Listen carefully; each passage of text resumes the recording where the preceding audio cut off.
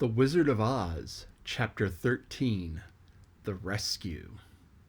The Cowardly Lion was much pleased to hear that the Wicked Witch had been melted by a bucket of water, and that Dorothy at once unlocked the gate of his prison and set him free. They went together to the castle, where Dorothy's first act was to call all the Winkies together and tell them that they were no longer slaves. There was great rejoicing among the yellow Winkies, for they had been made to work hard during many years for the Wicked Witch, who had always treated them with great cruelty. They kept this day as a holiday, then and ever after, and spent the time in feasting and dancing. "If our friends, the Scarecrow and the Tin Woodman, were only with us," said the Lion, "I would be quite happy." "Don't you suppose we could rescue them?" asked the girl anxiously. "We can try," answered the Lion. So they called the yellow Winkies and asked them if they would help to rescue their friends, and the Winkies said that they would be delighted to do all in their power for Dorothy, who had set them free from bondage. So she chose a number of the Winkies who looked as if they knew the most, and they all started away. They traveled that day and part of the next until they came to the rocky plain where the Tin Woodman lay, all battered and bent. His axe was near him, but the blade was rusted and the handle broken off short. The Winkies lifted him tenderly in their arms and carried him back to the Yellow Castle again, Dorothy shedding a few tears by the way at the sad plight of her friend, and the Lion looking sober and sorry. When they reached the castle, Dorothy said to the Winkies, "Are any of your people tinsmiths?" "Oh yes, some of us are very good tinsmiths," they told her. "Then bring them to me," she said. And then the tinsmiths came, bringing with them all their tools and baskets, and she required, "Can you straighten out those dents in the Tin Woodman and bend him back into shape again, and solder him together where he is broken?" The tinsmiths looked the Woodman over carefully, and then answered that they thought they could mend him, so that he would be as good as ever. So they set to work in one of the big yellow rooms of the castle, and worked for 3 days and 4 nights, hammering and twisting and bending and soldering and polishing and pounding at the legs and body and head of the Tin Woodman, until at last he was straightened out into his old form, and his joints worked as well as ever. To be sure, there were several patches on him, but the tinsmiths did a good job, and the Woodman was not a vain man, so he did not mind the patches at all.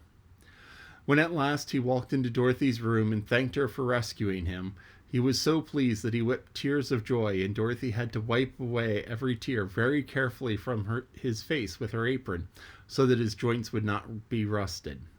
At the same time, her own tears fell thick and fast at the joy of meeting her old friend again, and these tears did not need to be wiped away.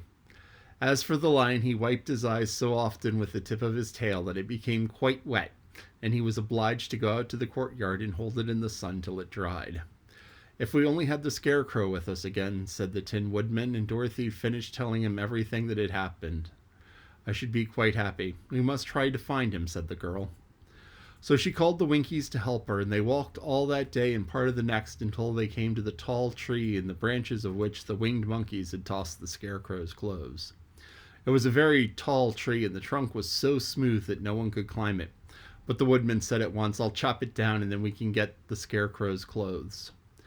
Now, while the tinsmiths had been at work mending, the Woodman himself, another of the Winkies, who was a goldsmith, had made an axe handle of solid gold and fitted it to the Woodman's axe instead of the broken handle. Others had polished the blade until all the rust was removed and it glistened like burnished silver. As soon as he had spoken, the Tin Woodman began to chop, and in a short time the tree fell over with a crash, whereupon the Scarecrow's clothes fell out of the branches and rolled off on the ground. Dorothy picked them up and had the Winkies carry them back to the castle, where they were stuffed with nice clean straw. And behold, here was the Scarecrow, as good as ever, thanking them over and over again for saving him.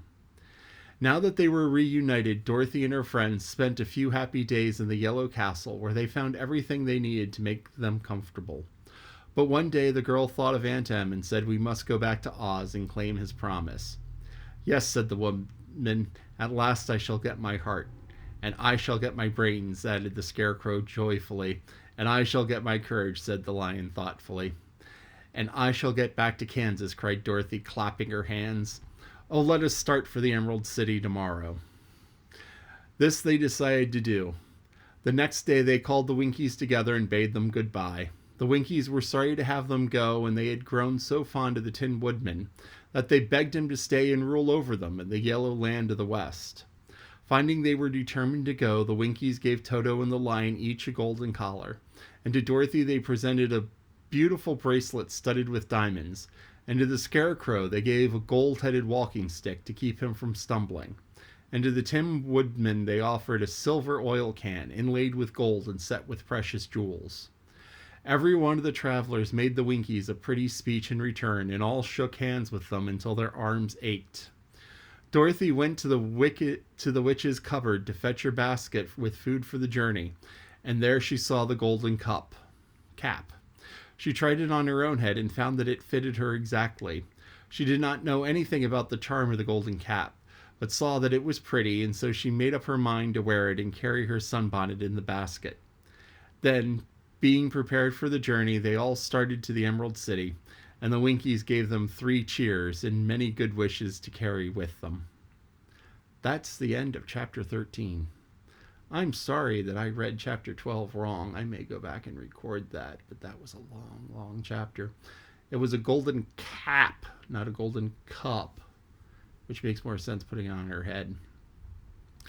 It's great that the Tin Woodman and the Scarecrow are all back together and happy and alive.